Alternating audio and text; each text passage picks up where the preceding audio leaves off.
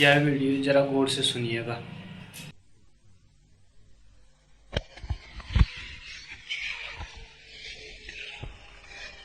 भज गोविंदम भज गोविंदम भज गोविंदम मूढ़मते कामं क्रोधं लोभं मोहं त्यक्त्वात्मानं भावय कोऽहम् आत्मज्ञान विहीना मूढ़ ते पचेत नरक निगूढ़ा भज गोविंदम भज गोविंदम भज गोविंदम मूढ़मते गेयं गीता नाम सहस्रम् ध्येयं श्रीपति रूपं जस्त्रम् नेयं सज्जन संगे चित्तं देयं गिनजनाय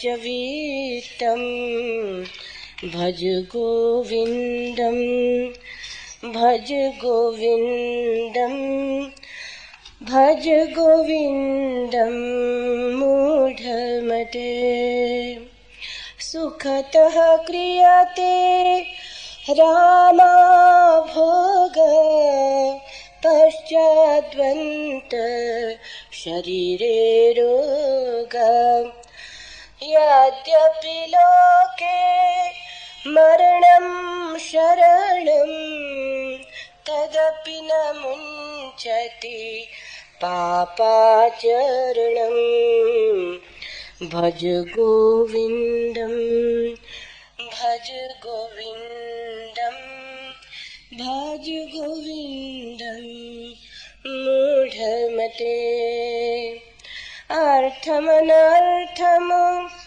भावय नित्यं नास्ति तत् सुख लेशः सत्यं पुत्रादपि धन भाजां भीति सर्वत्रैषा विहतारीति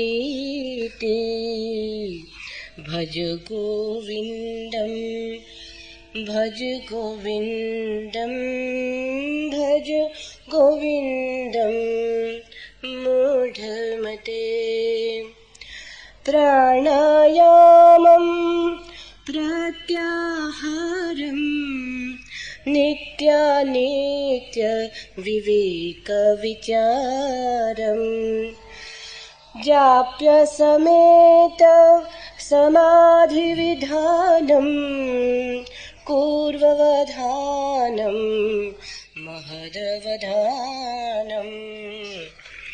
भज गोविंदम भज गोविंदम भज गोविंदम मूढ़मते गुरुचरणाम्बुज निर्भर भक्त संसाराचे राद्भवमुक्त इन्द्रियमानस नियमाद्देवं द्रक्ष्यसि निज हृदयस्थं देवं भज गोविंदम भज गोविंदम भज गोविंदम मूढ़मते संप्राप्ते सन्निहिते काले नहीं नहीं रक्षति दुकृञ्जकरणे भज गोविंदम भज गोविंदम भज गोविंदम मूढ़मते।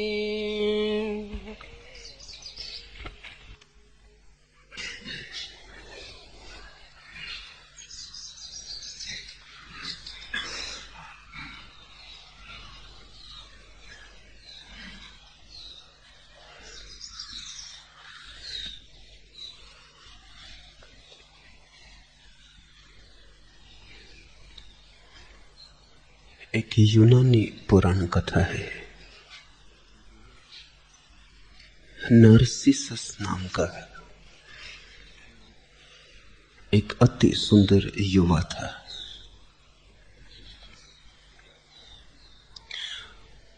प्रतिध्वनि नाम की एक युवती के प्रेम में पड़ गया। ये नाम भी विचारणीय है। व्यक्ति प्रतिध्वनियों के प्रेम में ही पड़ते हैं। जहां तुम्हें अपनी आवाज सुनाई पड़ती है, जहां तुम्हें अपने अहंकार को ही तृप्ति मिलती है, जहां तुम छुपे रूप में अपने को ही पाते हो, वहीं तुम्हारा प्रेम पैदा हो जाता है। तुम्हारा प्रेम तुम्हारे अहंकार का ही विस्तार है।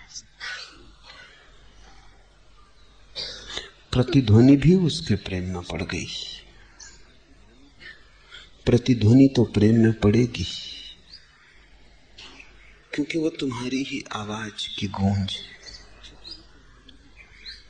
उसका तुमसे होने का कोई अलग न तो संभावना है न उपाय। पर एक दिन एक दुर्घटना हो गई, होनी ही थी, क्योंकि प्रतिध्वनियों के धोखे में जो पड़ जाए, अपनी ही आवाज को सुन के उसके ही प्रेम में पड़ जाए, उसके जीवन में दुर्घटना निश्चित है। नार्सिसस जंगल में गया था, एक झील में, शांत झील में, हवा की लहर भी न थी। उसने स्वयं के प्रतिबिंब को देखा, वो मोहित हो गया। झील तो दर्पण थी, अपना ही चेहरा देखा, पर पहली बार देखा। वो इतना प्यारा था, और अपना चेहरा किसको प्यारा नहीं। अपना ही चेहरा लोगों को प्यारा है। सम्मोहित हो गया नार्सिसस,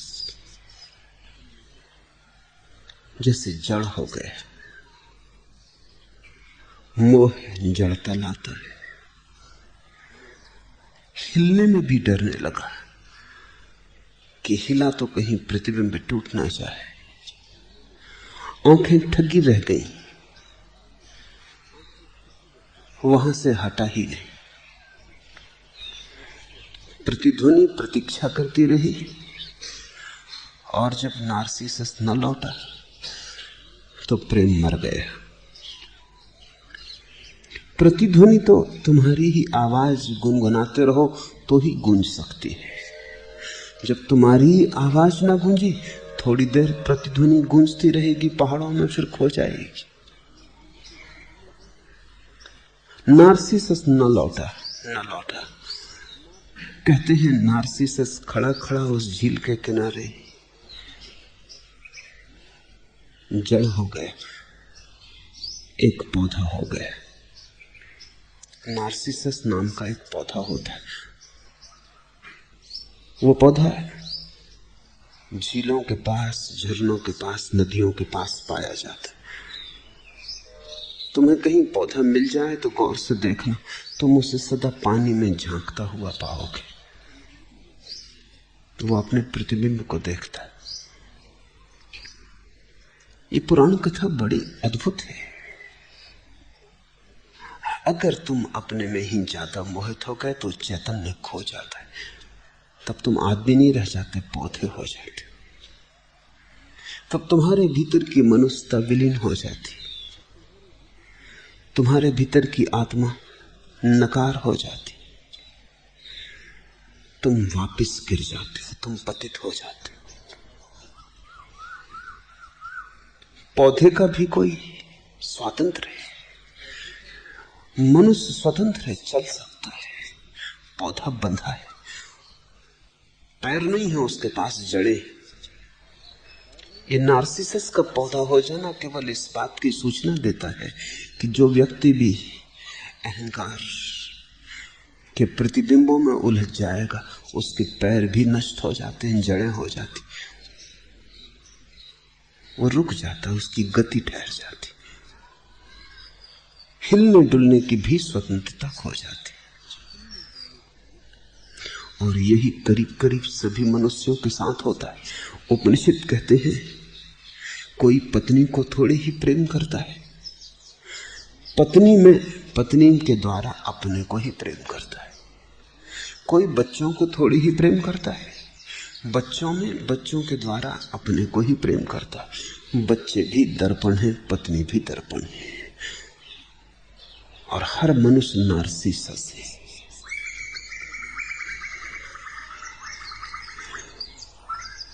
ऐसी मनुष्य की जो चित्त दशा है,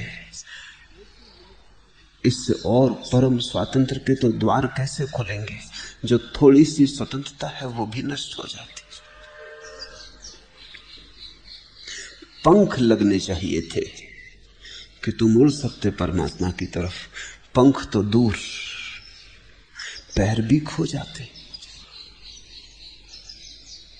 वृक्ष के बंधन को तुम समझते हो, हिल भी नहीं सकता जहां खड़ा है वहां से। रत्ती भर भी हिलना चाहे तो स्वतंत्रता नहीं है, गति नहीं। जहां खड़ा है वहां मजबूरी में है, वहां से हट नहीं सकता। आदमी हिल सकता है, चल सकता है, पक्षी उड़ सकता है, लेकिन शरीर कितना ही हिल चल सकता हो तो भी सीमा है, थक जाएगा, थकान ही बंधन हो जाएगी। और पक्षी कितना ही उड़ सकता हो मीलों भी, तो भी। और स्वतंत्रता तो तभी स्वतंत्रता है जब असीम हो।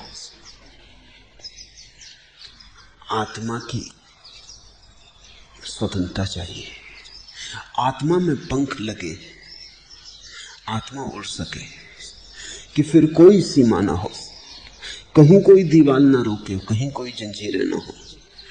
उस घड़ी को ही हमने मोक्ष कहा है। मोक्ष की तलाश है। सुख के नाम से तुम मोक्ष ही खोजते हो, इसलिए तो हर सुख तुम्हारा दुख हो जाता है। क्योंकि जब तुम पाते हो मोक्ष नहीं मिला, उल्टे बंधन मिले, तो सुख सुख नहीं मालूम होता। तुम धन भी खोजते हो तो मोक्ष के लिए सोचते हो धन से स्वतंत्रता मिलेगी, थोड़े हाथ पैर खुलेंगे, थोड़ा तुम चल फिर सकोगे। गरीब का आकाश बड़ा छोटा है, अमीर का जरा बड़ा होगा, थोड़ी सुविधा होगी। लेकिन जब तुम धन पा लेते हो तब तुम पाते हो ये तो गरीब से भी छोटा आकाश हो गया। ये धन पंख नहीं बना, जंजीरें बन गया। अब इसे छोड़ के तुम हट ही नहीं सकते। कहानियां हैं कि अमीर मर जाते हैं तो मर के सांप होकर बैठ जाते हैं अपनी तिजोरियों पर, जिंदा हालत में भी वो सांप ही होकर बैठे रहते। मरने के बाद क्या होता है इसमें जाने की बहुत जरूरत नहीं। जिसके पास धन है, धन कहीं खो न जाए इस चिंता से बया तुर रहता है, बैठा ही रहता है, पहरा देता रहता है। भोगना तो असंभव, मालिक भी नहीं रह जाता, करीब करीब पहरेदार हो जाता है। तुम ऐसे धनी को मुश्किल से पाओगे जो अपने धन का मालिक है। गरीब चाहे अपनी निर्धनता का मालिक भी हो, लेकिन अमीर अपने धन का मालिक नहीं। धन को भी आदमी गौर से खोजोगे तो स्वतंत्रता के लिए ही चाहता है, पद को भी स्वतंत्रता के लिए ही चाहता है। पद होगा, शक्ति होगी, सामर्थ होगी तो इतने बंधन न रह जाएंगे, तुम कुछ बंधन तोड़ सकोगे, तुम थोड़े अज्ञात और अनजान में भी प्रवेश कर सकोगे।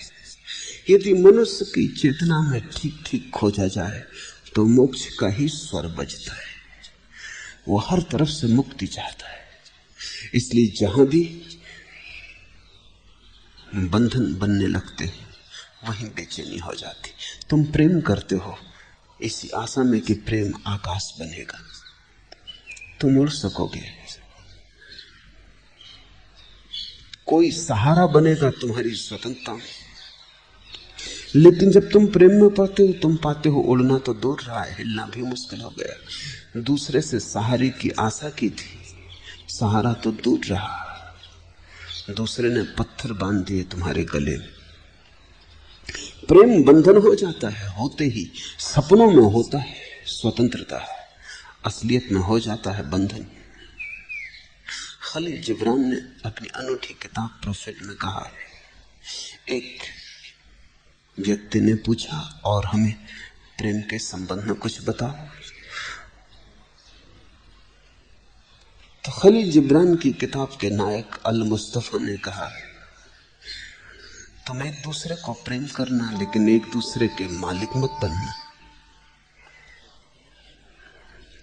तुम एक दूसरे के पास होना लेकिन बहुत पास नहीं।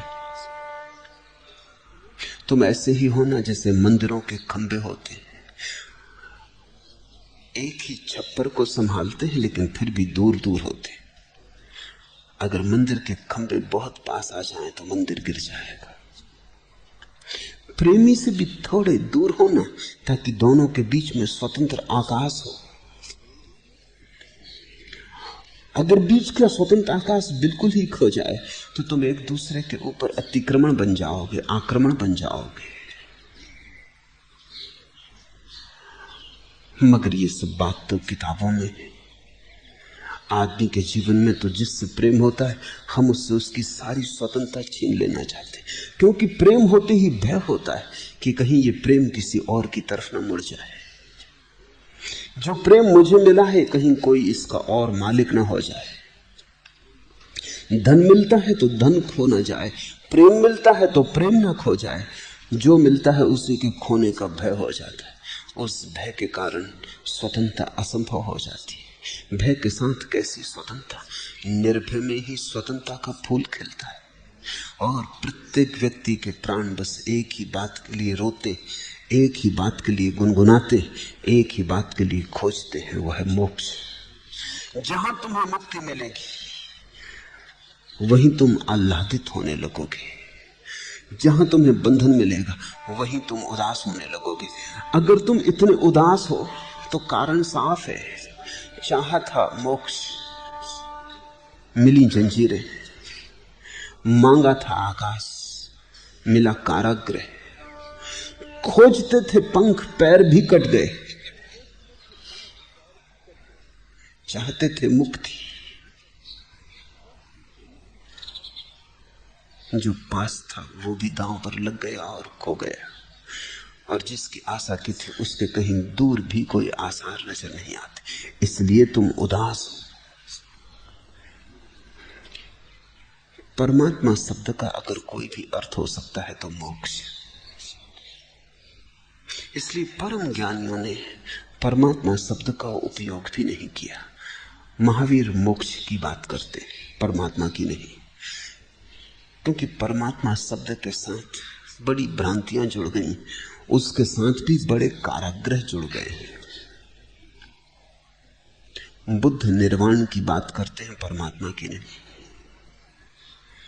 जानकर ही।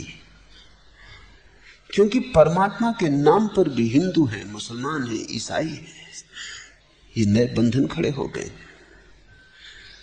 हिंदू हिंदू होने से बंधा है, मुसलमान मुसलमान होने से बंधा है, कोई मस्जिद से बंधा है, कोई मंदिर से बंधा है।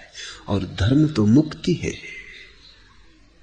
इसलिए धर्म का न तो कोई मंदिर हो सकता न कोई मस्जिद हो सकती। और जिस दिन तुम धार्मिक हो जाओगे उस दिन मंदिर में भी तुम्हें वही दिखाई पड़ेगा, मस्जिद में भी तुम्हें वही दिखाई पड़ेगा। तब तुम कभी मस्जिद में भी प्रार्थना कर लोगे, कभी मंदिर में भी प्रार्थना कर लोगे।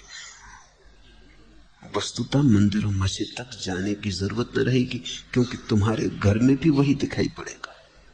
तुम जहां देखोगे वही दिखाई पड़ेगा। धर्म एक परम स्वातंत्र्य है। इस बात को ख्याल में रखें तो शंकर के ये अंतिम सूत्र समझ में आ सकेंगे। काम, क्रोध, लोभ और मोह को त्याग कर स्वयं पर ध्यान करो। ये 4 बंधन जिनसे तुम्हारा मोक्ष छिन गया है। जिनसे तुम्हारा मोक्ष दब गया है। काम, क्रोध, लोभ और मोह, इन चार को भी अगर संक्षिप्त कर लो तो एक ही बचता है, काम। क्योंकि जहां काम होता है वहीं मोह पैदा होता है, जहां मोह पैदा होता है वहीं लोभ पैदा होता है, और जहां लोभ पैदा होता है अगर इसमें कोई बाधा डाले तो उसके प्रति क्रोध पैदा होता है। मूल बीमारी तो काम है। काम का अर्थ समझ लो। काम का अर्थ है दूसरे से सुख मिल सकता है इसकी आशा। काम का अर्थ है मेरा सुख मेरे बाहर है, और ध्यान का अर्थ है मेरा सुख मेरे भीतर है। बस अगर ये दो परिभाषाएं ठीक से समझ में आ जाएं तो तुम्हारी यात्रा बड़ी सुगम हो जाएगी। काम का अर्थ है मेरा सुख मुझसे बाहर है, किसी दूसरे में है, कोई दूसरा देगा तो मुझे मिलेगा, मैं अकेला सुख न पा सकूंगा, मेरे अकेले होने में दुख है और दूसरे के संग साथ में सुख। इसलिए तो तुम अकेले नहीं होना चाहते। जरा भी अकेले हुए कि तुम डरे, जरा भी अकेले हुए कि तुम बेचैन, जरा भी अकेले हुए कि तुमने अपने को भरा, कूड़ा करकट कुछ भी मिले, जिस अखबार को तुम सुबह से 3 दफे पढ़ चुके उसी को फिर पढ़ने लगे, जरा अकेले हुए कि कुछ तो भरो, खालीपन अखरता है, रेडियो चला दो, शोरगुल ही होगा लेकिन ऐसा तो लगेगा कि अकेले नहीं हो। ताश खेलो, होटल में बैठ जाओ, क्लब चले जाओ, कहीं भी किसी भांति। एक युवक मेरे पास 3 दिन पहले आया, उसने कहा कि जैसे जैसे ध्यान कर रहा हूं वैसे वैसे अकेलेपन से डर और बढ़ रहा है, और कभी कभी तो ऐसी घड़ी आ जाती मैं एकदम भागता हूं घर से निकल के और बाजार में चला जाता हूं, यद्यपि कुछ लेना देना नहीं है, लेकिन बाजार में भीड़ भाड़ में घूमते हुए ऐसा नहीं लगता कि अकेला हूं। घड़ी 2 घड़ी घूम फिर के लौट आता हूं, हल्का हो जाता हूं।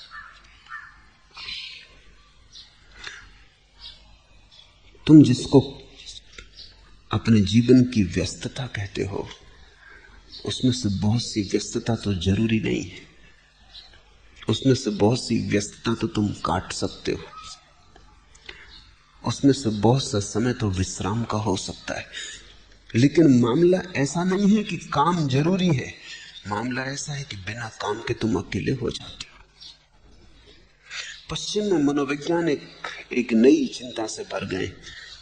वो चिंता पहली दफे मनुष्य जाति के इतिहास में आई है, और वो चिंता ये है कि इस सदी के पूरे होते होते कम से कम पश्चिम के कुछ मुल्कों में, अमेरिका में, स्वीडन में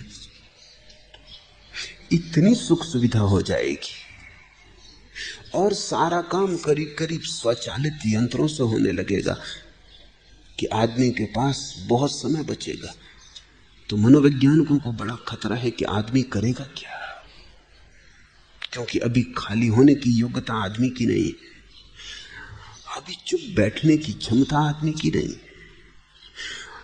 थोड़ा सोचो, सारा काम यंत्र कर देता हो और तुम्हारे पास कुछ काम ना बचे। अभी यद्यपि तुम रोते हो कि काम ही काम है, कोई फुर्सत नहीं, अभी तुम सोचते भी हो कि फुर्सत मिल जाए तो तुम कुछ विश्राम कर लो, यद्यपि अभी भी जब फुर्सत मिलती तुम विश्राम करते नहीं। रविवार की छुट्टी काटे नहीं कटती। रविवार की छुट्टी काटने को तुम कितने उपाय करते हो।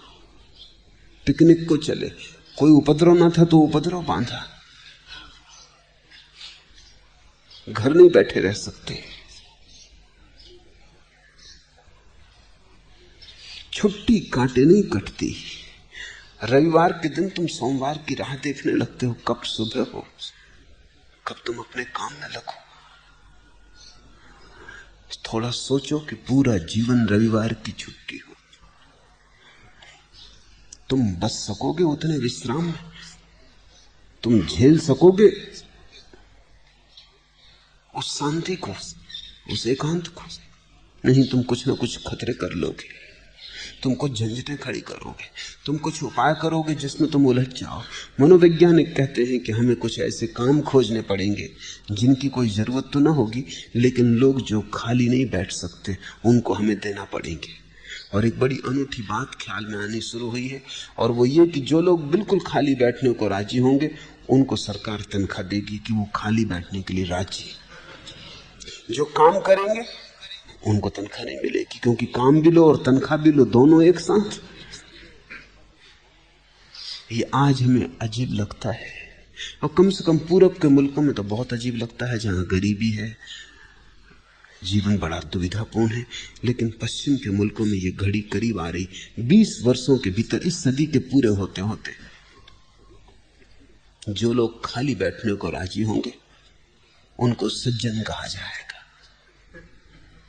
जो नहीं बैठने को राजी होंगे वो दुर्जन समझे जाएंगे। खाली लेकिन वही बैठ सकता है जिसे थोड़ा ध्यान का रस लगाओ। इसलिए आकस्मिक नहीं है कि पश्चिम में ध्यान की इतनी तीव्र जिज्ञासा पैदा हुई। अकारण कुछ भी नहीं होता।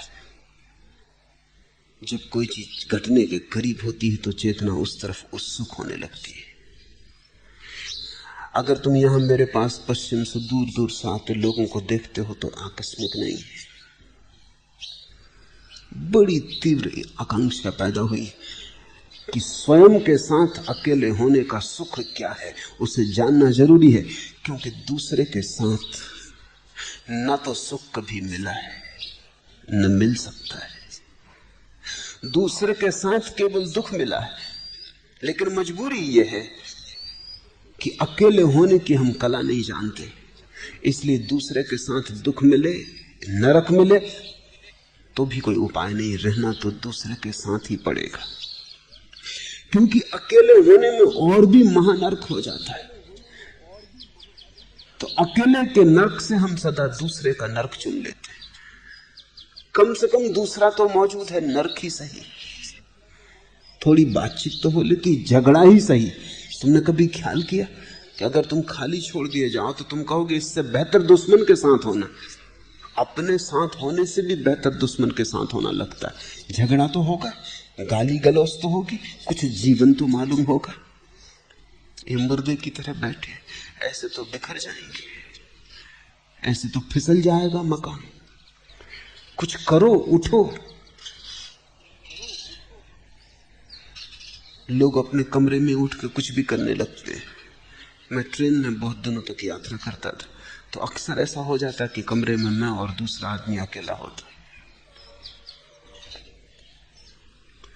तो मैं देखता रहता कि दूसरा आदमी क्या कर रहा है। मैं उससे बोलता भी नहीं, क्योंकि मेरे बोलने से वो उसकी असलियत का पता ही नहीं चलेगा। बोलने की तो वो इच्छा ही में है। वो कई दफा कोशिश भी करता बोलने की, आप कहाँ जा रहे हैं, मैं हाँ हूं करके जवाब दे के फिर अपनी आंख बंद कर लेता।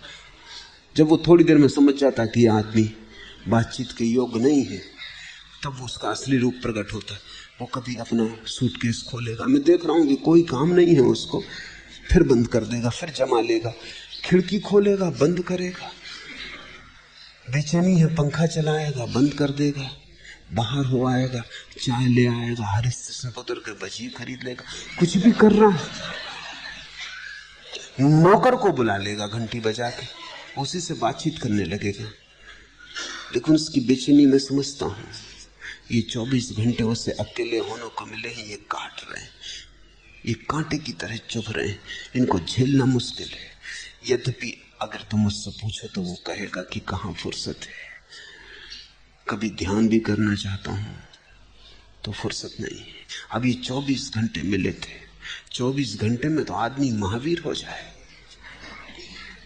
अगर 24 घंटे एक स्वर से शांत हो जाए, 24 घंटे तो मैं ज्यादा कह रहा हूं, जैनी नाराज न हो, क्योंकि महावीर ने तो कहा है 48 मिनट में। मैं तो 24 घंटे कह रहा हूं तुम्हारी सामर्थ्य सोच के। महावीर ने तो कहा 48 मिनट आदमी परम शून्य हो जाए, रम जाए, बस इससे ज्यादा की जरूरत नहीं है, परम ज्ञान उपलब्ध हो जाएगा। 48 मिनट, पूरा घंटा भी नहीं। लेकिन 48 सेकंड भी मुश्किल है, 48 मिनट तो दूर। 48 सेकंड भी तुम एक स्वर से शांत न रह सकोगे, तुम हजार व्याघात पैदा कर लोगे। काम का अर्थ है दूसरे में सुख, यद्यपि मिलता कभी नहीं। यही तो मनुष्य की मूलता है। शंकर ऐसे ही तुमको मूढ़ नहीं कहे जाते, कारण से कहते हैं, खूब सोच विचार के कहते हैं। जिस रेत से तेल नहीं निकला उससे तुम निकालते ही चले जाते हो, और ऐसा भी नहीं है कि तुम्हें पता नहीं। अगर पता ना होता तो तुम अज्ञानी थे। अज्ञानी माफ किया जा सकता है, मूढ़ को माफ नहीं किया जा सकता। मूढ़ वो है जिसे पता भी है और फिर भी निकाल रहा है, क्योंकि करे क्या, रेत ही है और कुछ दूसरा स्रोत पता नहीं जहां से तेल निकाला जा सके। खाली भी नहीं बैठा रह सकता है, तो रेत से ही निकाल रहा है। तुम जरा गौर करो अपने जीवन पर। ये मूढ़ता की बात तुमसे ही कही गई है, इसे थोड़ा विचार करो। तुमने कितनी बार काम वासना नहीं की, कितनी बार तुम कामातुर नहीं हुए, कितनी बार मन काम के मेघों से आच्छन्न नहीं हुआ। कभी वर्षा हुई, कभी तृप्ति हुई, कभी संतोष फला, कभी सुख आया। लेकिन तुम सोचने में भी डरते हो कि अगर इस पर सोचेंगे तो खतरा है, फिर करेंगे क्या। यही तो एक उलझाव है। इससे ही तो अपने को किसी तरह उलझाए, किसी तरह जीवन को काटे जा रहे हैं। अगर ये खेल भी बंद हो गया तो फिर हाथ खाली। काम वासना ही पूरा खेल है, पूरा संसार है। उसी में तुम उलझे, उसी में तुम दबे, उसी में तुम बोझ में चलते चले जाते हो, और जानते हुए कि ये राह कहीं ले नहीं जाएगी, कभी नहीं ले गई। लेकिन मन धोखा दिया जाता है। मन कहता है अभी तक ना ले गई हो, लेकिन हो सकता है कल ले जाए। किसी को न ले गई हो सकता है मुझे ले जाए, हो सकता है मैं अपवाद हूं। ऐसा प्रत्येक व्यक्ति सोचता है। कहते हैं अरब में एक कहावत है कि परमात्मा जब भी किसी को बनाता है तो उसके कान में एक मजाक कर देता है। उसके कान में कह देता है तुझे मैंने अपवाद बनाया, तुझे मैंने खास बनाया, और सब ऐरे गहरे नत्थु खैरे। तुझे मैंने विशेष बनाया है। सभी को कह देता है, लेकिन तकलीफ ये है जिसको भी बना के भेजता उसी के कान में मंत्र दे देता, और सभी इसी ख्याल में चलते हैं कि और सब ऐरे गहरे नत्थु खैरे, मैं कुछ खास। अब परमात्मा मजाक कर दे तो बड़ा मुश्किल हो जाता है। हर एक को याद है कि चलते वक्त कहा था उसने, हालांकि तुम किसी से कहते नहीं। कहो तो दूसरे हंसते हैं, क्योंकि उनको भी उसने कहा। वो कहते तुमको कैसे कह सकता है, इसलिए तुम भी किसी से नहीं कहते, दूसरे भी तुमसे नहीं कहते। तुम भी बताने की कोशिश करते हो बिना बताए, दूसरा भी बताने की कोशिश करता है बिना बताए। जो जोर जोर से चिल्ला के कहने लगते हो उनको तुम पागल खाने में बंद कर देते हो। लेकिन हर एक के मन में एक भ्रांति है कि मैं अपवाद हो सकता हूं। बुद्धों ने कहा नहीं मिला सुख, काम वासना के मरुस्थल खोज डाले, एक मरुद्धान भी ना पाया। महावीरों ने कहा, शंकर कहते हैं कि बड़ी यात्रा की, मरुद्धान तो दूर, खजूर की छाया भी न मिली। खजूर की भी कोई छाया होती, लेकिन वो भी न मिली। लेकिन तुम सोचे चले जाते हो कि हो सकता है इन्हें न मिली हो, बेचारे चूक गए हो, न खोज सके हो, नक्शा हाथ में न रहा हो, बुद्धिमान ना रहे हो, भटक गए हो, और फिर कौन जाने, अक्सर ऐसा भी हो जाता है कि जिनको नहीं मिलती वो दूसरों को भी समझाने लगते हैं कि तुम्हें भी ना मिलेगी। और हो सकता है अंगूर खट्टे रहे हो, पा ना सके हो, खुद सामर्थ्य ना रही हो, इसलिए सब अंगूर खट्टे हैं, ऐसा कहते उनको भी चुकाने की कोशिश कर रहे हैं। जो पा सकते कम से कम मैं तो पा ही सकता हूं। तुम्हारे मन में ऐसी भ्रांतियों का जाल है तो फिर काम से छुटकारा ना हो सकेगा। और जो काम से न जागा वो राम में न जागा, जो काम से जागा वही राम में जागा। राम की याद करने से कुछ भी ना होगा, क्योंकि मन अगर काम से भरा हो तो राम का वो उच्चार भी गंदा हो जाएगा। हाँ, काम से मन खाली हो जाए तो राम को पुकारना भी मत, तो भी पुकार उठेगी। तुम्हारा रोआ रोआ कहेगा, तुम्हें कहने की जरूरत ना रहेगी। भज गोविंदम, भज गोविंदम। ये कोई ऐसी बात नहीं जिसको तुम कर लोगे, ये कोई तुम्हारे कंठ की बात नहीं है, न तुम्हारे ओंठों की, न तुम्हारी जिह्वा की। ये तो जब तुम्हारे भीतर से काम गिर जाएगा तो उठेगी। ये तो तुम अचानक पाओगे कि तुम्हारे रोए रोए से यही सुगंध उठ रही। ये उठती है जब काम गिर जाता है, क्योंकि काम में जो ऊर्जा संलग्न थी वो मुक्त हो जाती है, वही राम की तरफ आरोहण बन जाती है। काम है दूसरे में सुख की भ्रांत आशा, राम है अपने में सुख को पा लेना, और वही एकमात्र पाने की जगह है। जिनने भी कभी पाया वैसे ही पाया, जिनने भी गमाया तुम्हारे ढंग से गमाया। इसलिए शंकर कहते हैं मूढ़ चेतो जागो। लेकिन अपने में मूढ़ को देखना बड़ा कठिन है। मुल्ला नसरुद्दीन के गांव में नाटक हो रहा था। नाटक में एक मूर्ख की भी जरूरत थी। तो गांव में जो एक नेताजी थे उनको लोगों ने चुना। नेताजी ऐसे जन्मजात मूर्ख थे, न होते तो नेताजी न होते।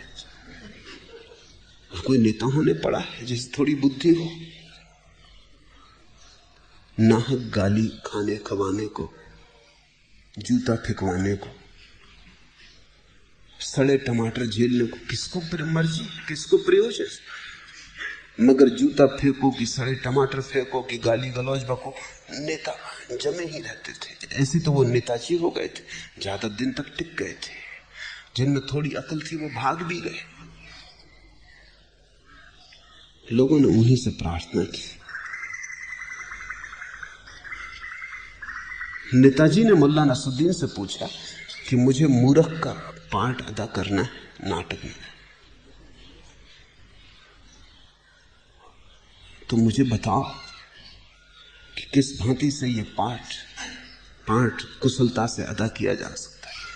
नसरुद्दीन ने नीचे से ऊपर तक देखा और कहा कि आप जैसे हो बस ऐसे ही स्टेज पर चले जाओ, इसमें जरा भी फर्क की जरूरत नहीं है, फर्क करने से गड़बड़ हो जाएगी। नेता तो बहुत नाराज हो गया। उसने कहा कि मुझे पता है, और तुम गांव में भी अफवाह करते हो, लोगों को बात करते हो कि मैं नंबर 1 का मूर्ख हूं। अब आज मेरे सामने ही बात जाहिर हो गई। धमकाया बहुत। नसरुद्दीन ने कहा आपसे सच कहता हूं, अल्लाह की कसम, नंबर पहला मैंने कभी नहीं कहा। मूर्ख कहा हो भला, नंबर पहला मैंने कभी नहीं कहा। क्योंकि तुम तो नंबर पहले अगर वहां भी होने का मौका हो तो चूकोगे नहीं। नंबर पहला वही तो नेता की दौड़ है।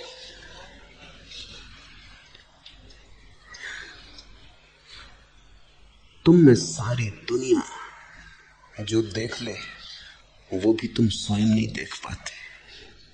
आंख के अंधे। सबको जो पहचान में आ जाए वो भी तुम्हारी पहचान में नहीं आता। इससे बड़ी मूर्खता और क्या हो सकती है इस संसार में कि जिन जिन अनुभवों से तुम हजारों बार गुजर चुके हो और एक भी बार सुख नहीं पाया, उनकी फिर आकांक्षा करने लगते हो। कब जागोगे? क्योंकि काम में जो सोया है वही सोया है, जो काम से जागा है वही जागा है। और काम से जागो तो ही ध्यान की यात्रा शुरू होती, क्योंकि ध्यान का अर्थ है स्वयं में है सुख। दूसरे में हारो, बहुत खोज चुके हैं, पछताओ, वापस घर आओ। काम, क्रोध, लोभ और मोह को त्याग कर स्वयं पर ध्यान करो। शंकर जान के कहते हैं इन चार को छोड़ दो तो ही स्वयं पर ध्यान हो सकेगा। काम अगर छूट जाए, दूसरे में सुख है ये बात अगर छूट जाए, बस इतनी सी ही बात है, इतने पे सब दारमदार है, इतना दिख जाए कि दूसरे में सुख नहीं, सब हो गया, क्रांति घटित हो गई। क्योंकि जैसे ही दूसरे में सुख नहीं है, तुम दूसरे का मोह न करोगे। अब मोह क्या करना है? मोह तो हम उस चीज का करते हैं जिसमें सुख की आशा है, उसको संभालते हैं, बचाते हैं, सुरक्षा करते हैं, कहीं खो न जाए, कहीं मिट न जाए, कहीं कोई छीन ना ले। मोह तो हम उसी का करते हैं जहां हमें आशा है कल सुख मिलेगा। कल तक नहीं मिला, आज तक नहीं मिला, कल मिलेगा, इसलिए कल के लिए बचा के रखते हैं। आज तक का अनुभव विपरीत है, लेकिन उस अनुभव से हम जागते नहीं। हम कहते हैं कल की कौन देख आया, शायद कल मिले। और अगर मोह न हो तो लोभ का क्या सवाल है? लोभ का अर्थ है जिसमें सुख मिलने की तुम्हारी प्रतीति है उसमें और सुख मिले। अगर 10 रुपए तुम्हारे पास हैं तो 1000 रुपए हो, ये लोभ है। अगर एक मकान तुम्हारे पास है तो 10 मकान हो, ये लोभ है। लोभ का अर्थ है जिसमें सुख मिला उसमें गुणनफल करने की आकांक्षा है।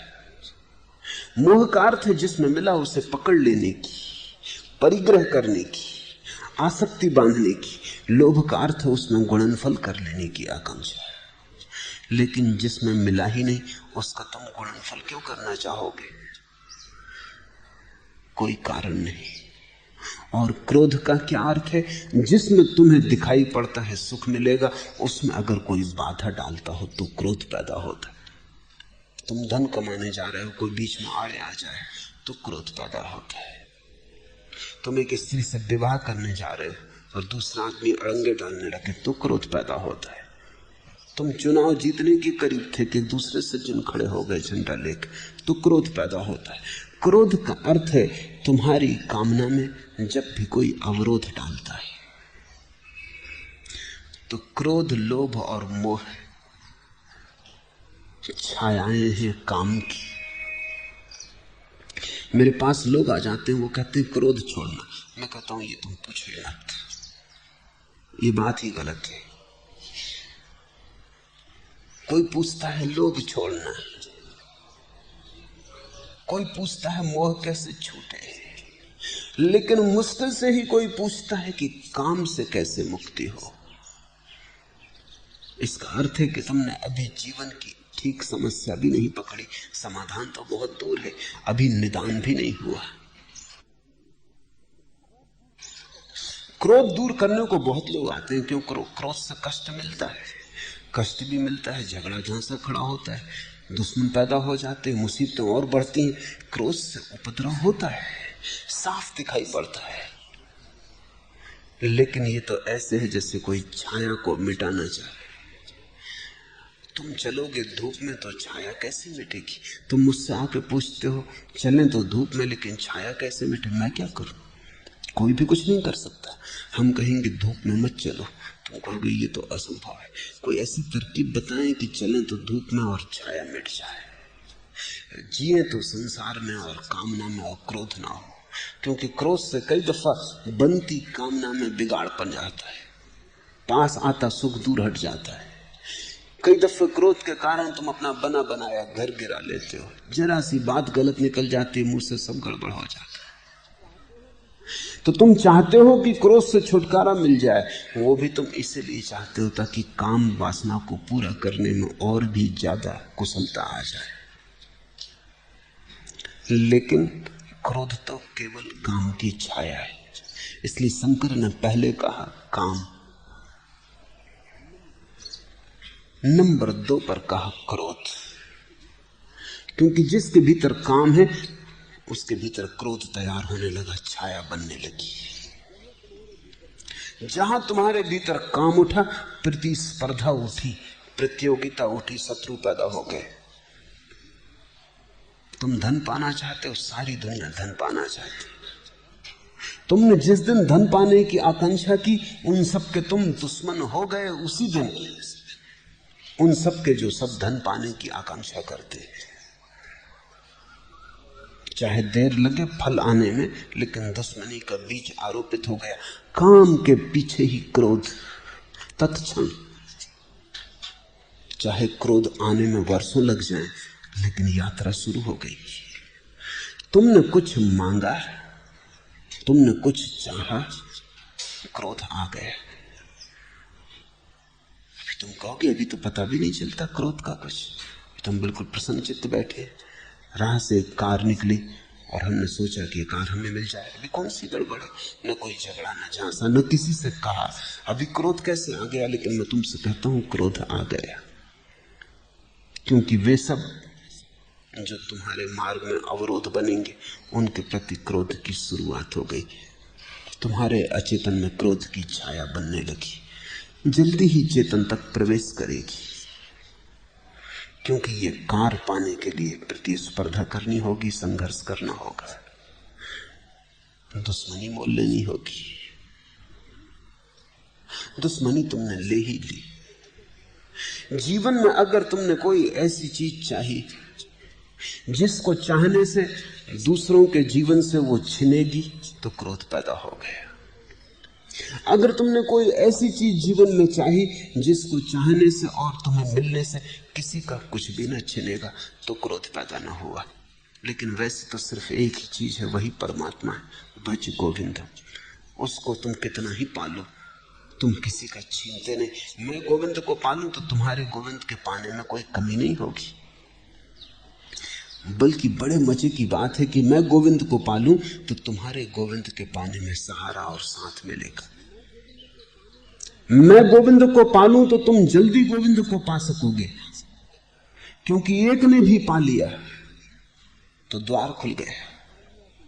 एक ने भी पा लिया तो सीढ़ी लग गई। एक ने भी पा लिया तो तुमने भी पा ही लिया। थोड़े से प्रयास की बात है, भरोसा आ गया, श्रद्धा आ गई, आश्वासन आ गया। और अगर एक ने भी पा लिया तो वो तुम्हें भी मार्ग दे सकेगा। उसको ही तो हम गुरु कहते हैं। जिसने पा लिया वो तुम्हें भी कह सकेगा ये रहा मार्ग। वो तुम्हें भी थोड़े इशारे दे सकेगा। एक परमात्मा ही ऐसा है जिसे पाने से उसकी मात्रा में कोई कमी नहीं पड़ती, बल्कि मात्रा ज्यादा उपलब्ध हो जाती। एक परमात्मा ही ऐसा है जो अर्थशास्त्र का विषय नहीं। एक परमात्मा ही ऐसा है जिससे कोई पाले तो उसके कारण कोई गरीब नहीं होता, बल्कि एक के पाने के कारण सभी समृद्ध हो जाते। एक के पाने में जैसे सभी को मिल जाता। जब बुद्ध ने पाया, शंकर ने पाया, कृष्ण ने पाया, क्राइस्ट ने पाया, तो उस दिन सारे जमीन पर वर्षा हुई। अब जो अपने घड़ों को उल्टा रखे बैठे थे उनका तो क्या किया जाए, लेकिन जिनके घड़े भी सीधे थे भर गए। पाया कृष्ण ने, भर गए हजारों घड़े। पाया बुद्ध ने, भर गए हजारों घड़े। पाया शंकर ने, नाच उठी हजारों आत्माएं। शंकर का ये आनंद उत्सव अकेले का नहीं था। इसे थोड़ा समझो।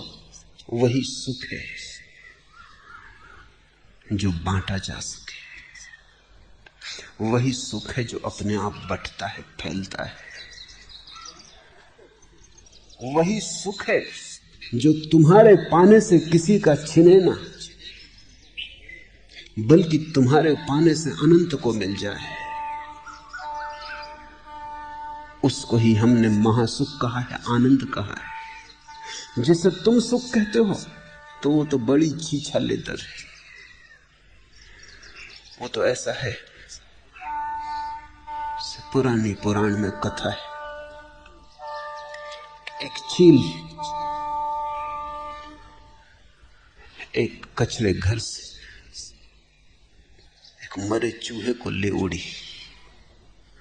जैसे ही उसने मरे चूहे को पकड़ा, 2500 चीलें उसके पीछे चक्कर काटने लगी। छीना झपट शुरू हो गई, हमला शुरू हो गया। वो जो चील जो मरे चूहे को अपने मुंह में लटकाई थी, जगह जगह उसके पंखों में चोंचे मारी गई, घाव हो गए, खून गिरने लगा। वो बड़ी हैरान हुई कि अभी तक कुछ भी न था और अब अचानक। लेकिन उसने भी मरा चूहा छोड़ा नहीं। वो तो ऐसा हुआ कि तीव्र झपट्टे में उसके मुंह से चीत्कार निकली और चूहा छूट गया। जैसे ही चूहा छूटा, वो चीलें जो इर्द गिर्द मंडराती थी सब चूहे के पीछे चली गई। वो चील अकेली रह गई। वो एक वृक्ष पर बैठ गई। वो सोचने लगी। वो चील तुमसे ज्यादा समझदार रही होगी। उसको शंकर मूढ़ नहीं कह सकते थे। वो सोचने लगी पहले तो मैं समझती थी ये चीलें मेरी दुश्मन है। वो बात गलत थी, क्योंकि चूहे के छूटते ही सारी चीलें चली गई। किसी से कोई दुश्मनी ना रही। अब कोई हमला करने को नहीं, कोई पास ही नहीं। तो मुझसे कुछ वास्ता न था, मुझसे कोई दुश्मनी न थी, मुझसे कोई निजी वैर न था। चूहा था जड़, और चीलें चूहे के कारण मेरे पीछे थी। भूल मेरी ही थी कि मैंने चूहा पकड़ा था। वो मैं पहले भी छोड़ सकती थी, लेकिन मैं नासमझ यही समझती रही कि उनकी दुश्मनी मुझसे है। रामकृष्ण इस पुराण की कथा को बहुत बार कहते थे, और वो कहते थे कि काम को जो मुंह में दबाए है वो मरे चूहे को मुंह में दबाए। सब तरफ क्रोध पैदा होगा, दुश्मनी पैदा होगी। हालांकि तुम कहोगे मैंने किसी का भी कुछ नहीं बिगाड़ा, मैं अपने चुपचाप अपने घर में रहता हूं, अपनी घर गृहस्थी की फिक्र करता हूं, मैं किसी के लेन देन में नहीं आता, फिर क्यों लोग मेरे दुश्मन हैं? लेकिन तुम लेन देन में आ ही गए। एक सुंदर स्त्री को तुमने विवाह कर लिया, पूरा गांव उत्सुक था। अब तुम कहते हो मैं अपने घर गृहस्थी में रह रहा हूं। तुम रहो भला घर गृहस्थी में, लेकिन पूरे गांव से तुमने झगड़ा मोल ले लिया। हिंदुस्तान में पुराने दिनों में ऐसा रिवाज था, बुद्ध के समय तक जारी रहा, कि जो सुंदरतम लड़की होती गांव की उसको विवाह नहीं करने देते थे, क्योंकि उससे बहुत कलह मच जाएगी। उसको नगर वधू बना देते थे, उसको वैश्या बना देते थे। वो गांव के लोगों को शांत रखने का उपाय था। आम्रपाली का तुमने नाम सुना होगा, वो नगर वधू थी। नगर वधू का मतलब ये था वो सबकी पत्नी। जो बहुत सुंदर स्त्री होती गांव में, युवती होती, उसको फिर एक की स्त्री नहीं बनने देते थे, क्योंकि एक का बनाना बहुत संघर्ष का कारण होगा, तलवारें खिंच जाएंगी, झंझट मचेगी। उसको सभी का बना देना उचित है, झगड़ा झांसा नहीं होगा। मगर वहां जहां काम वासना का जगत है, वहां तुम कितने ही उपाय करो, झंझट झगड़ा तो बना ही रहेगा। आम्रपाली के द्वार पर भी झगड़े हो जाते थे, क्योंकि आम्रपाली भी एक रात किसी एक को ही मिल सकती थी, पूरा गांव ही नहीं, आसपास के गांव, दूर दूर के नगर में लोग उत्सुक थे। अब एक स्त्री कितनों को उपलब्ध हो सकती थी? भला तुम नगर वधू बना दो, ये भी बड़ा अमानवीय है, लेकिन एक रास्ता निकाला था किसी तरह सुलझ समझ रखने का, शांति बनाए रखने का, लेकिन फिर भी कुछ हल नहीं होता था। फिर गरीब थे, अमीर थे, सम्राट थे। जब सम्राट नगर वधू के द्वार पर होता तो बाकी लोगों का तो क्यू में खड़े होने का उपाय नहीं था, तो वो जलते मरते बुझते। जब चूहा मुंह में हो मरा है तो बाकी सब तरफ चीजें हमला करेंगी ही, ये स्वाभाविक है। थोड़ा चूहा को छोड़ के देखो, अचानक तुम पाते हो सारा जगत मित्र हो गया। काम वासना के जाते ही सारा जगत मित्र मालूम होने लगता है। कोई शत्रु न रहा, शत्रु कोई था ही नहीं, मरे चूहे के कारण उपद्रव था। तुमने नाहक निजी दुश्मनी समझ ली थी, निज से कोई लेना देना ना था, वो मरा चूहा तुम्हारे मुंह में था। फिर चील बैठी है अकेले वृक्ष पर। उस दिन उस चील को ध्यान हो गया होगा, एक बात समझ में आ गई कि उस चूहे में सुख न था, दुख का सारा उपाय था। उसमें सारे बीज थे वैमनस्य के। काम न जाए तो क्रोध कभी नहीं जा सकता। लोग मुझसे पूछते हैं क्रोध कैसे जाए, उनको मैं कहता हूं मुश्किल। तुम बात ही गलत पूछते हो। बीज को बचाना चाहते हो, पत्तों को काटना चाहते हो, जड़ को बचाना चाहते हो, शाखाओं को काटना चाहते हो, उससे तो उल्टी कलम हो जाएगी। एक शाखा काटो 3 निकल आती। जड़ को ही काटना होगा। इसलिए शंकर पहले कहते हैं काम, वह है जड़, फिर क्रोध उसकी छाया, फिर लोभ उसका अनुसंग, फिर मोह उसकी आखिरी निष्पत्ति। इनको जो छोड़ दे, स्वयं पर ध्यान करे। इनको जो छोड़ दे वही स्वयं पर ध्यान कर सकता है, क्योंकि तब दूसरों पर से ध्यान हट गया।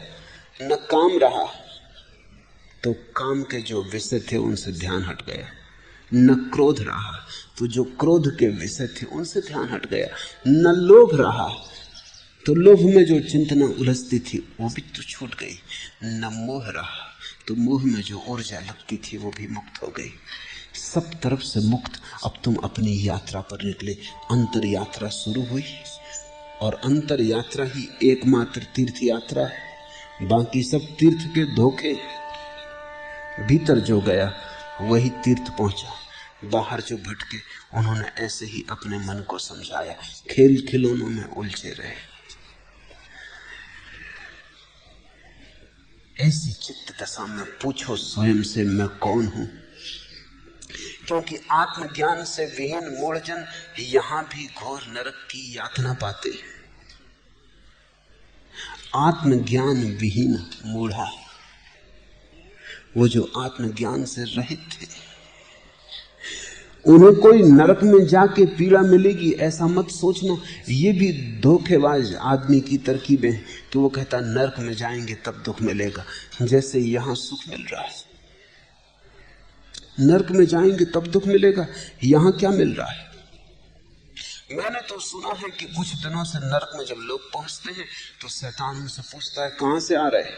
वो कहते पृथ्वी से। वो कहता अब तुम स्वर्ग चले जाओ, नरक तो तुम भोग ही चुके, अब यहां किस लिए आए हो? अब तो कुछ दिनों से ऐसी भी खबरें आने लगी हैं कि नरक में जो पाप करते हैं उनको कष्ट देने के लिए पृथ्वी पे भेज देते, क्योंकि उनको भी तो कहीं दंड देने के लिए जगह चाहिए। उनको कहां भेजो? नरक में लोग समझाते हैं कि अगर पाप किया पृथ्वी पे चले जाओगे। शंकर कहते हैं यही घोर नरक की यातना तुम पा रहे हो। किस नरक पर छोड़ रहे हो ये कि भविष्य में मिलेगा? ये भी तरकीब है। आज जो मौजूद है उसे न देखने का उपाय। अंधे होने के तुम कितनी व्यवस्थाएं करते हो। खुद को धोखा देने के तुम कितने तर्क खोजते हो। नर्क में मिलेगा दुख, यहां क्या मिल रहा है? सिवाय दुख के कुछ भी नहीं पाया है। दुख ही दुख है, दुख ही दुख से तुम भरे हो। स्वयं से पूछो मैं कौन हूं, लेकिन ये पूछा ही तब जा सकता है जब चारों गिर गए। तब एक बार पूछना भी कि मैं कौन हूं, और उत्तर आना शुरू हो जाता है। वस्तुतः पूछने की जरूरत भी नहीं रह जाती। तुम आंख बंद करते हो, पूछते नहीं कि मैं कौन हूं, शब्द नहीं बनाने पड़ते, क्योंकि वहां कोई दूसरा थोड़ी ही है जिसके लिए शब्द बनाने हो। वहां तो तुम ही हो। किससे पूछना है मैं कौन? तुम ही अपने आमने सामने हो, देख लो, पहचान लो, पूछना क्या है। लेकिन कहने के लिए शंकर कहते, शंकर को बहुत पसंद थी एक कहानी कि एक शिष्य गुरु से बार बार पूछता कि मैं आत्मज्ञान पाने के लिए क्या करूं, और गुरु अचानक जैसे इस प्रश्न को सुनते ही बहरा हो जाता, और सब समय वो उत्तर देता, सब समय लगता कि उसके भी कान सजग है, छोटी छोटी बात सुन लेता। लेकिन जब भी वो शिष्य कभी पूछता कि आत्मज्ञान पाने के लिए क्या करूं, कि बस गुरु अचानक बहरा हो जाता, किसी दूसरे काम में लग जाता, उत्तर न देता। आखिर एक दिन शिष्य ने उसे हिलाया पकड़ के कि ये मामला क्या है, तुम हमेशा ठीक होते हो, 1000 बात पूछता हूं जवाब देते हो, सिर्फ यही बात। गुरु ने कहा मैं जवाब देता हूं तो सुनता नहीं, क्योंकि आत्मज्ञान को पाने का यही उपाय है, चुप रह जाना।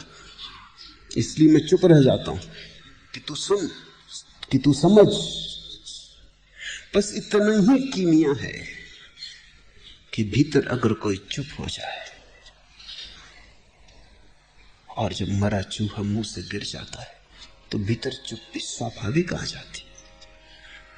उस घड़ी में बोध होता है मैं कौन हूं।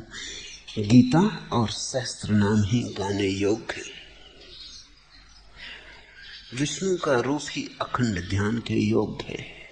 सज्जनों की संगति में ही चित्त लगाना चाहिए, दीन जनों को ही धन देना चाहिए, और हे मूढ़ सदा गोविंद को भजो। जब तक ये ना हो जाए कि ये चारों गिर जाएं और तुम अपने भीतर के आकाश में पूछ सको बिना शब्द बनाए मैं कौन हूं, तब तक गीता और सहस्त्रनाम गाने योग्य।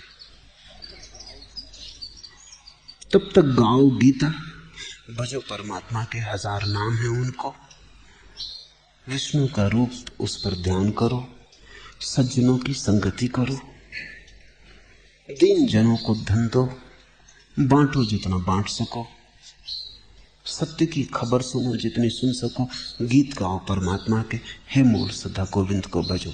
जब तक वो घड़ी ना आ जाए तब तक ऐसे तैयारी करो। सुख के लिए स्त्री भोग किया जाता है, लेकिन खेद कि अंत में शरीर रोगी हो जाता है। चलते हो सुख खोजने, केवल रोग लेके घर लौट आते हो। जाते हो जीवन की तलाश में, मौत से मिलन होता है। यद्यपि संसार में मृत्यु निश्चित है, तो भी लोग पाप करना नहीं छोड़ते। मृत्यु बिल्कुल सुनिश्चित है, और सब अनिश्चित हो, मृत्यु अनिश्चित नहीं है। एक ही बात तय है यहां की, मरना है, फिर भी पाप करना नहीं छोड़ते। मरना है तो भी कोड़ी कोड़ी के लिए पाप करने को तत्पर होते हैं, जैसे सदा यहां रहना हो। जैसे एक कौड़ी कम हो जाएगी तो अनंत काल में बड़ी रहने में असुविधा होगी। लोग रेलवे स्टेशन के विश्रामालय को अपना घर समझ लेते और इस भांति रहने लगते हैं, डेरा डंगल जमा के, जैसे सदा यहां रहना। आती ही होगी ट्रेन, बजती ही होगी घंटी, जल्दी ही बोरिया बिस्तर बांध सवार हो जाना है। तुमने देखा विश्रामालय रेलवे स्टेशन के लोग अपना बिस्तर भी नहीं खोलते, पेटी भी नहीं खोलते, बांध के बैठे रहते हैं। जो अभी जाना ही है तो खोलना क्या। इस जीवन को विश्राम गृह से ज्यादा मत समझो। रात भर का बसेरा है, रैन बसेरा है। सुबह हुए पक्षी उड़ जाएंगे अपनी अपनी यात्राओं पर। अगर ऐसा दिखाई पड़ जाए तो पाप करना असंभव हो जाता है। किसके लिए करना है, किस लिए करना है, सब यहीं पड़ा रह जाएगा। फिर पाप करने योग्य मालूम भी नहीं होता। जब सभी पड़ा रह जाएगा तो क्या प्रयोजन। तुम जीते तो ऐसे हो जैसे सदा यहां रहना है, इसलिए पाप कर लेते हो। पाप करने के लिए स्वयं को मरण धर्म न मानना जरूरी है। ये मान्यता मन में रखनी जरूरी है कि सदा रहना है, तभी पाप कर सकते हो। जितनी तुम्हें याद आने लगे मौत की, उतना ही पाप गिरने लगेगा। इसलिए मौत के स्मरण को मैं महानतम पुण्य कहता हूं, क्योंकि जिसको मौत की याद आ गई उसके जीवन से पाप असंभव हो जाता है। धन अनर्थ है, इस पर निरंतर विचार करो। सच यह है कि धन में लेस मात्र सुख नहीं। यह बात सर्वत्र देखी गई कि धनवान अपने पुत्रों से भी भय खाते। अतः हे मूल सदा गोविंद को भजो। प्राणायाम और प्रत्याहार, नित्य और अनित्य का विवेक विचार और जप सहित समाधि की साधना, इन्हें सावधानी के साथ साधो, महासावधानी के साथ साधो। प्राणायाम और प्रत्याहार। प्राणायाम का अर्थ है कि तुम अपने को संकुचित प्राण मत समझो, प्राण को फैलाओ, उसके आयाम को बड़ा करो।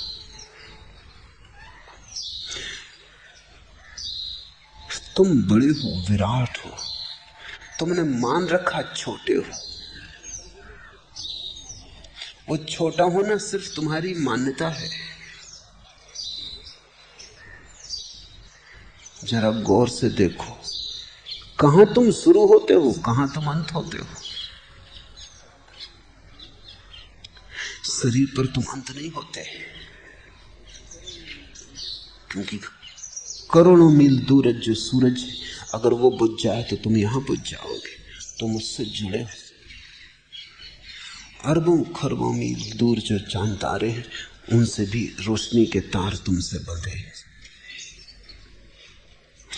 चारों तरफ पृथ्वी के भरा हुआ जो वायुमंडल है, उसके बिना तुम न रह सकोगे। तुम उसी में श्वास ले रहे हो। जो जानते हैं वो कहते हैं हम उसमें श्वास ले रहे हैं। ऐसा कहना कठिन, वही हमने श्वास ले रहा है, ऐसा कहना ज्यादा उचित। अभी जो श्वास मेरी थी, क्षण भर बाद तुम्हारी हो गई। कह भी नहीं पाऊंगा कि तुम्हारी ना रह जाएगी, किसी और की हो जाएगी। जो शरीर आज तुम्हारा है, कभी वृक्षों में था, कभी पशुओं में था, कभी पक्षियों में था। मरोगे, फिर नदी में बह जाएगा जल, मिट्टी में मिल जाएगी मिट्टी, फिर पौधे उठेंगे, फिर वृक्ष बनेंगे। हो सकता है तुम्हारे बेटे उन फलों को खाएं जिनमें तुम्हारी मिट्टी खो गई हो। सब जुड़ा है, सब संयुक्त है। यहां कोई अलग थलग नहीं है। हम कोई छोटे छोटे द्वीप नहीं है, एक महाद्वीप है, उसके ही हम सब अंग हैं। प्राणायाम का अर्थ है फैलाओ अपने को। प्राणायाम से जिस प्रक्रिया को योग में जाना जाता है, वो केवल तरकीब है फैलाने की। गहरी श्वास लो कि छिद्र छिद्र तुम्हारे फेफड़ों का भर जाए, फिर गहरी श्वास उलीचो कि पूरी श्वास उलझ जाए। जैसे ही तुम इस प्रक्रिया को गहरा करने लगोगे, एक दिन तुम अचानक पाओगे तुम श्वास नहीं ले रहे, परमात्मा तुम में श्वास ले रहा है। ये तो केवल विधि है। इस विधि से प्राणायाम होता है, इस विधि से प्राण का विस्तार होता है, और प्रतीत होता है कि हम एक महान चैतन्य के छोटे छोटे अंश से बड़े सागर की बूंदे हैं। बूंद भी गरिमा से भर जाती है, फिर कण भी परमात्मा के प्रसाद से लबालब हो जाता है। तुम्हारी छोटी प्याली में भी सागर लहराने लगते हैं। प्राणायाम और प्रत्याहार। प्राणायाम है प्राण का फैलाना और प्रत्याहार है घर की तरफ वापसी, लौटना, भीतर आना। प्रत्याहार अपने में वापस जाना, जहां से आए हैं। जैसे वृक्ष अगर सिकुड़ सके, सिकुड़ के छोटा पौधा हो जाए, पौधा सिकुड़ सके बीज हो जाए, तो प्रत्याहार। तुम जो दिखाई पड़ रहे हो उससे पीछे सरको, भीतर भीतर भीतर उस बीज को, मूल स्रोत को पालो जहां से तुम आए हो। गंगा अगर वापस लौट जाए और गंगोत्री में फिर समा जाए गोमुख में, तो प्रत्याहार। प्रत्याहार का अर्थ है अपने मूल को फिर पा लेना। ज़ैन फकीर कहते हैं ओरिजिनल फेस, अपने मूल चेहरे को जान लेना, जो तुम जन्मे ना थे जब तुम्हारा था। जब तुम पैदा न हुए थे तब तुम्हारी जो मुखाकृति थी उसको पहचान लेना, प्रत्याहार। प्राणायाम और प्रत्याहार, नित्य और अनित्य का विवेक विचार, और प्रतिपल जानते रहना, सोचते रहना, देखते रहना, क्या सार्थक है क्या व्यर्थ है। इसे क्षण भर को भी भूलना नहीं, क्योंकि भूलते ही व्यर्थ को पकड़ लेते हो, सार्थक को छोड़ देते हो। मरे चूहे को पकड़ने में देर नहीं लगती, जरा ही भूले कि पकड़ा, होश आया तो छूट जाता है। जप सहित समाधि की साधना, ये शंकर बड़ी मीठी बात कह रहे हैं जप सहित समाधि की साधना। पतंजलि कहते हैं अंततः समाधि जप रहित हो जानी चाहिए। नानक कहते हैं अजपा जाप, जाप खो जाना चाहिए। बुद्ध महावीर वे भी यही कहते हैं, सब खो जाना चाहिए, बस शून्य रह जाना चाहिए। लेकिन शंकर कह रहे हैं जब समाधि, जप सहित समाधि की साधना, वे ये कह रहे हैं शून्य तो हो लेकिन पूर्ण का नाश ना खोए, शून्य में पूर्ण विराजमान रहे। विचार तो खो जाए, भाव ना खो जाए, क्योंकि भाव अगर खो गया तो तुम शुष्क हो जाओगे। तुम शांत तो होगे लेकिन तुम्हारी शांति से गीत की धारा न बहेगी, मीरा न नाचेगी, फिर चैतन्य का भजन न फूटेगा, फिर तुम मौन तो हो जाओगे, तुम पालोगे, लेकिन अभिव्यक्ति ना होगी, अभिव्यंजना ना होगी। तुम्हारा गीत बिना अंकुरित हुए तुम्हारे भीतर रह जाएगा, कोई उसे सुन ना पाएगा। तुम्हारा आनंद बह ना पाएगा, किनारे छोड़कर बाढ़ की भांति उसकी उत्तुंग तरंगें दूसरों को डुबा ना पाएंगी। इसलिए शंकर कहते हैं निर्विचार तो होना है, निर्भाव नहीं। ज्ञान तो आए, भक्ति ना खो जाए।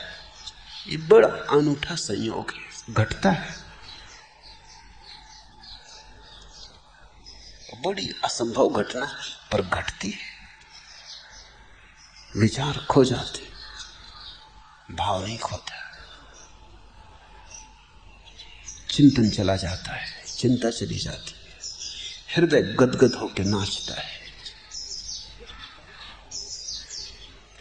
जब सहित समाधि की साधना, इन्हें सावधानी के साथ साधो, फिर दोहराते हैं महासावधानी के साथ साधो, और हे मूढ़ सदा गोविंद को भजो। गुरु के चरण कमल में पूर्णता समर्पित होकर, संसार के बंधनों से मुक्त होकर, इंद्रिय सहित मन को संयमित कर, तुम अपने हृदय में स्थित प्रभु को देख लोगे।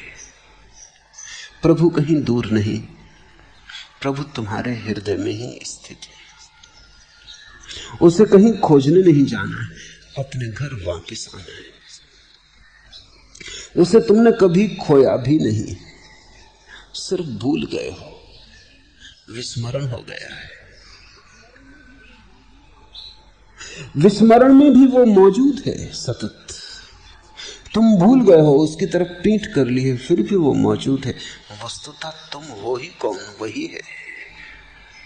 उसे भूल गए इसलिए तुम सोचते हो मैं हूं, वो याद आ जाएगा, तुम मिट जाओगे, वही रह जाएगा। तुम अपने हृदय में स्थित प्रभु को देख लोगे। अतः हे मूढ़, सदा गोविंद को भजो। शंकर का जोर है कि ध्यान और भजन के बीच एक समन्वय सध जाए, ध्यान और भजन के बीच एक संगीत बज उठे, ध्यान और भजन के बीच असंभव का सेतु निर्मित हो जाए। भक्त भी बहुत हुए, लेकिन तब उनके भीतर शून्य समाधि नहीं होती, तब भगवान की प्रतिमा से भरे रहते हैं, द्वैत बना रहता है। ज्ञानी बहुत हुए, उनके भीतर द्वैत मिट जाता है, अद्वैत हो जाता है, लेकिन द्वैत के मिटते ही रसधार सूख जाती है। शंकर कह रहे हैं किसी भांति ऐसी घड़ी लाओ जो आ सकती है, जो कभी कभी आई भी है। ऐसी किरण को अपने भीतर उतारो कि तुम ज्ञानियों जैसे शून्य और भक्तों जैसे पूर्ण। ज्ञान और भक्ति का संबंध जुड़ जाए तो सोने में सुगंध आ जाती है। ये आत्यंतिक घटना है, ये आखिरी घटना है, इसके ऊपर जाने का कोई उपाय नहीं। जहां भक्ति और ज्ञान संयुक्त हो जाते, जहां भक्ति ज्ञान बन जाती है, ज्ञान भक्ति हो जाता है। जहां समाधि गीत गाती, जहां समाधि में फूल खिलते, जहां समाधि रूखा सूखा मरुस्थल नहीं होती, हरियाली हरियाली हो जाती, जहां मन तो परिपूर्ण मिट गया होता है और हृदय उसे भर देता है, वही परमात्मा का मंदिर है। उस प्रभु को तुम अपने ही भीतर पालोगे। भक्त भगवान से अलग नहीं,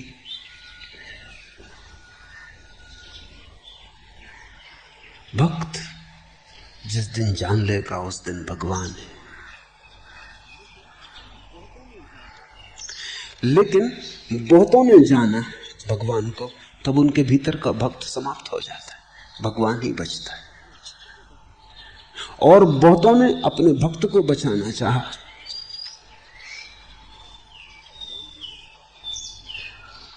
तो भगवान भी बचता है, भक्त भी बचता है, लेकिन एक द्वैत बना रहता है, फासला बना रहता है।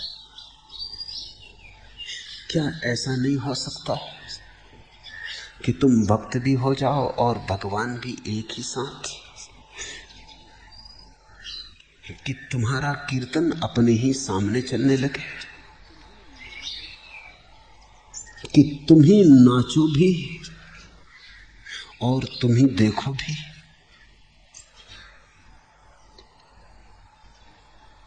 ऐसा हो सकता है,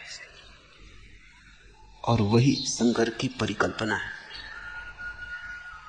शंकर में स्वयं ऐसा ही अनूठा व्यक्तित्व फला कि ज्ञान की ऐसी पराकाष्ठा और फिर भक्ति का ऐसा अनूठा मेल। स्वर्ण में अगर कभी सुगंध आई है तो शंकर में आई थी। भज गोविंदम, भज गोविंदम, भज गोविंदम मूढ़मत। आज इतना।